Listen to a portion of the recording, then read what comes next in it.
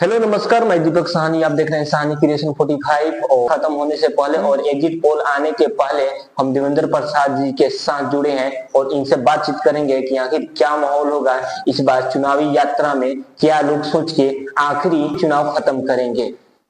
तो नमस्कार देवेंद्र जी, आप हमारे चैनल में जुड़े हैं, हमारे साथ दर्शक हैं।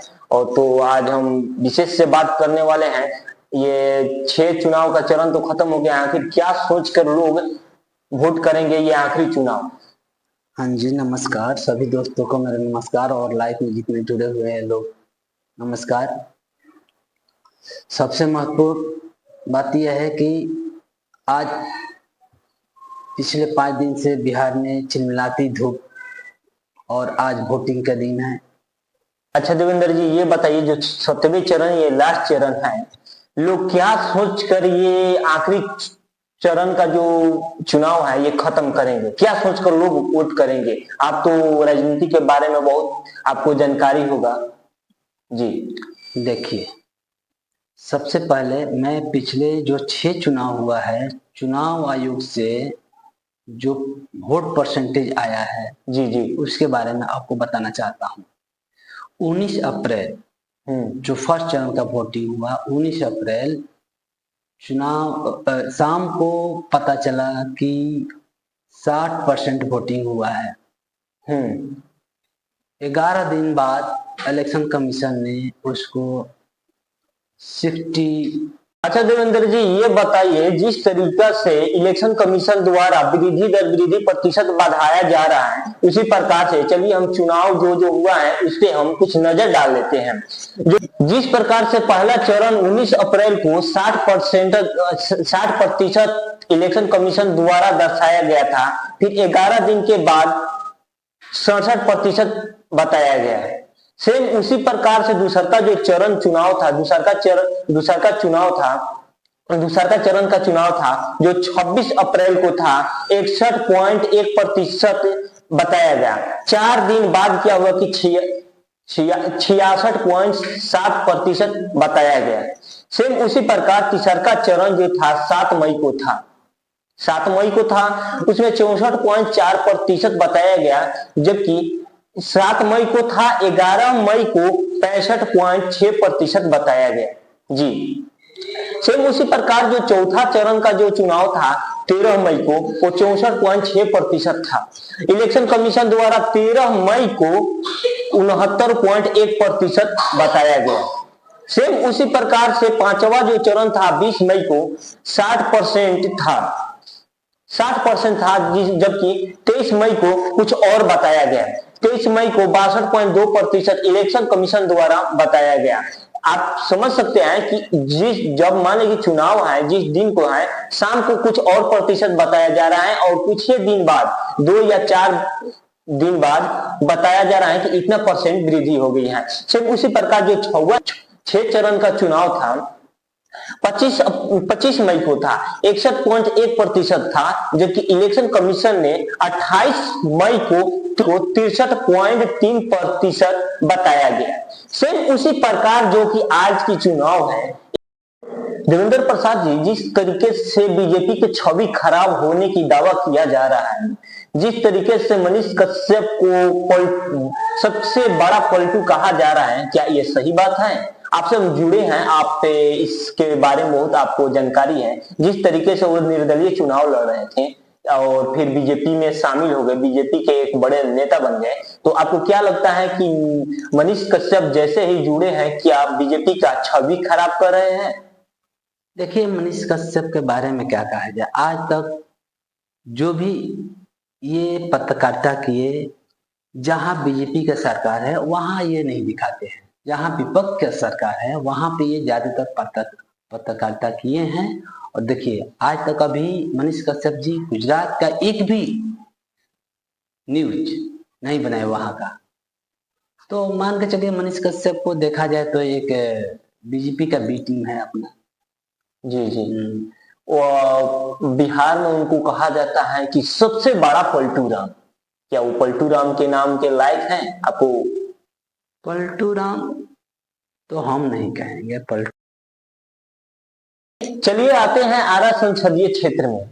जिस तरीके से आर.के. सिंह, योगी आदित्यनाथ, अमित शाह, वीरकुंवर सिंह के धरती पे आ रहे हैं, तो क्या सोचकर आ रहे हैं? इसके पहले तो कभी योगी आदित्यनाथ कभी दिखे नहीं थे, इसके पहले तो अमित शाह कभी आए नहीं थे, आए भी थे तो कुछ ही क्षण के लिए आए थे। आखिर चुनाव ही माहौल में क्यों आते हैं, ये बात विशेष से सोचना पड़ेगा। इस बार आरा का चुनाव बहुत टफ चुनाव है जी। सुदामा प्रसाद और आर.के. सिंह में कांटे का टक्कर है, और इसमें हमें जहां तक नजर आ रहा है कि सुदामा प्रसाद बाजी मारते हुए हमें नजर आ रहे हैं यहाँ पे। तो आरा का संसदीय क्षेत्र में क्या सुदामा प्रसाद जी बाजी मार सकते हैं, या आर.के. सिंह ही तीसरी बार सांसद बन सकते हैं? देखिए, आरा का इस बार चुनाव बहुत टफ है। आरा लोकसभा जो सीट है ये हॉट सीट बन गया है इस बार। तो आर.के. सिंह और सुदामा प्रसाद दोनों में कांटे का टक्कर है, लेकिन इसमें हमारे अनुमान से शायद 19 और 20 यानी 20 सुदामा प्रसाद पढ़ रहे हैं। 20 सुदामा प्रसाद और 19 आर.के. सिंह। यहाँ पे हम सर्वे किए आरा के संसदीय क्षेत्र में, जिस तरीके से हम सर्वे किए उस माहौल से पता ये चल रहा है कि यहाँ पे अपर लोग में और डाउन लोग में चुनावी माहौल चल रहा है। नहीं, ऐसा तो बिहार का तो ये खैर जाति चुनाव सदियों से चलता आ रहा है अपना, बहुत पहले से सदियों से जातीय चुनाव यहाँ होता है। लेकिन अभी ये भारत सरकार की चुनाव है, तो इसमें देखा जाए तो इस बार जो आरा का युवा साथी और जो है इनका मुख्य कारण है, ये लोग बता रहे हैं कि हमें बेरोजगारी इस बार जो यहाँ का जनता है चेंजिंग करना चाहता है, यानी चेंज लाना। किस बात पे आर.के. सिंह हारने का सबसे बड़ा मुद्दा हो सकता है? सबसे बड़ा बेरोजगारी मुद्दा है। तो वो सांसद है, ऊर्जा मंत्री है, तो वो तो बस ऊर्जा में ही कुछ कर सकते हैं, वो तो सांसद है, तो इसमें तो वो रोजगार के मामले में कुछ कर नहीं सकते। सरकार में है ना जी।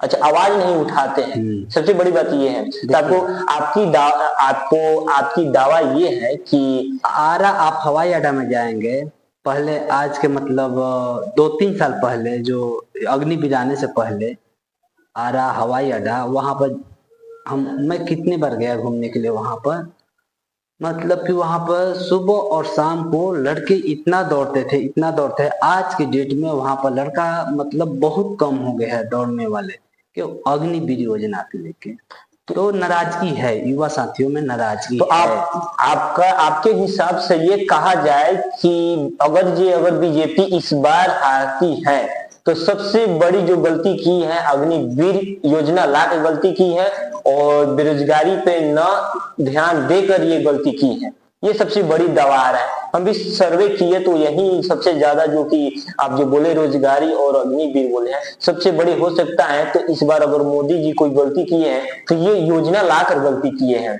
चलिए और हम बात करते हैं, आज जो लोकसभा का चुनाव जो चल रहा है, 57 सीट पे आज चुनाव होने वाला है। आपको क्या लगता है कि बीजेपी को कितना सीट मिल सकता है और कांग्रेस को कितना सीट मिल सकता है? आप समझ सकते हैं कि एनडीए महागठबंधन की कितने सीट मिल सकता है और इंडिया अलायंस का कितना सीट मिल सकता है? देखिए, हमारे अनुमान से इस बार 57 सीट में 27 से 30 के बीच में इंडिया अलायंस का सीट आ रहा है। 27 से 30, आप बहुत बड़ी बात बोल रहे हैं। 27 से 30 आ सकते हैं इंडिया अलायंस का जी। और बीजेपी का 25 से लेकर और वही 27 के बीच।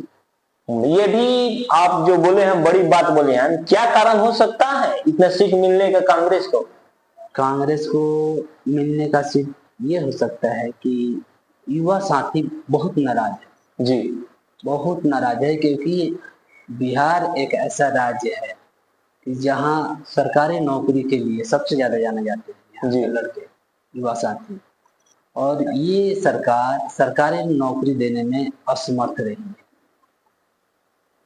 सुदामा प्रसाद किस बात पे जीत सकते हैं? सुदामा प्रसाद का यही जो मैनिफेस्टो आया है इंडिया अलायंस का, इसी के आधार पर जीत सकते हैं, हाँ। जो कि 8,333 रुपया मिलेगा हर महिला को, महिला को, परिवार में, और राशन की जो 10 किलो 10 है, किलो राशन हो गया, और ये अपना 30,000 फर्स्ट साल में नौकरी देने का वादा किए हैं। वो 2 बार से विधायक रह चुके हैं सुदामा प्रसाद जी। आपको क्या लगता है कि सांसदी या इस बार सांसद बनेंगे? देखिए, आर.के. सिंह और सुदामा प्रसाद में 50% से लेकर और 55% तक, यानी जो भी होगा 45% और 55% इसका यही रहेगा, यानी 5% इसका अंतर रहेगा हार जीत में। जी जी। चलिए आते हैं चुनावी क्षेत्र हैं, और ये आज जो लास्ट क्षेत्र है, तो आज आपको क्या कहना है? देखिए, इस बार इलेक्शन कमीशन का जो 1 मई का आज के दिन जो वोटिंग है, इसमें टाइम बहुत कम है, और इसमें इसका लास्ट वोटिंग परसेंटेज हो सकता है कि इलेक्शन कमीशन द्वारा 3 मई तक आएगा, बढ़ा दिया जाएगा। बढ़ा दिया जाएगा कि 1 तारीख को आज ही यानी शाम को इलेक्शन कमीशन द्वारा बता दिया जाएगा, ये कहना अभी उचित नहीं है। ये आने वाला कुछ घंटों का समय है। ये बते हैं संसदीय क्षेत्र काराकाट पे, ये भी एक हॉट सीट बना हुआ है, और इस पे भी निगाहें हैं। आज समझ सकते हैं कि काराकाट भी ट्रेंडिंग में चल रहा है। तो ये बताइए कि काराकाट का सीट कौन ले जा रहा है? काराकाट एक इस बार बहुत हॉट सीट बन गया है। यहाँ पे त्रिकोणीय मुकाबला हो गया है, इस बार लड़ाई त्रिकोणीय हो गया है, और यहाँ पे कहना बहुत मुश्किल लग रहा है कौन जीतेगा जी। लेकिन मैं गया वहां पे, जनता का सर्वे लिया, तो इसमें 2% से हमारे अनुमान लगाया मैं जनता को बात करने के बाद कि 2% से शायद यहाँ से पवन सिंह निर्दलीय निकल सकते हैं। 2% से पवन सिंह निकल सकते हैं। और ये बताइए दूसरी स्थान पे कौन आ सकता है? फिर दूसरी स्थान पर महागठबंधन इंडिया अलायंस, और तीसरे स्थान पर एनडीए। ये फिक्स है कि ये कोई भी मतलब बदल सकता है? आपका अनुमान भी गलत हो सकता है, अनुमान भी गलत हो सकता है, लेकिन ये लड़ाई जो है तीनों में है, तीनों है, बताया नहीं जा सकता है कौन जीत सकता है कौन हार सकता है, लेकिन चांसेस जो है 2% से पवन सिंह निकल रहे हैं। आप बहुत बड़ी बात बोल रहे हैं। इस प्रकार से पवन सिंह का चुनाव जीतने का बड़ा मुद्दा क्या हो सकता है? पवन सिंह लोग क्यों वोट करेंगे? पवन सिंह मेहनत किया है जी। क्या मेहनत? गाना गाने में? गाना देखिए, नचनिया बजनिया लोग बोल रहे हैं, विपक्ष के लोग बोल रहे हैं कि नचनिया बजनिया, लेकिन नचनिया बजनिया तो आने वाला समय ही बताएगा कि नचनिया बजनिया कितना भारी पड़ेगा किस पे। जी। ये बताइए कि अगर मान लीजिए कि पवन सिंह जीते हैं काराकाट से, तो किस पार्टी में शामिल हो सकते हैं?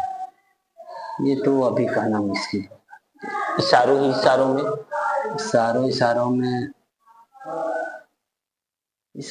में महागठबंधन, शायद इंडिया अलायंस शायद हो सकता है। जिस प्रकार से खेसारी लाल यादव भी गए, और खेसारी लाल यादव भी तेज प्रताप से मिलने गए, पिताजी भी गए वहां पे।